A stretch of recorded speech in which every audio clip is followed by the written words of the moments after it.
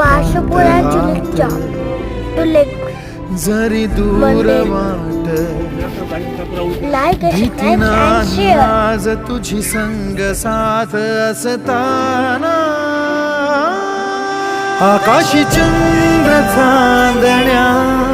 तोडून मी काढल्या मनाचा पाळणा करू बांधून घे जरा झुला डोळ्यात तूच साजणी सुखाचा स्पर्श तू नवा तुझ्या विना उरेन अर्थ जीवना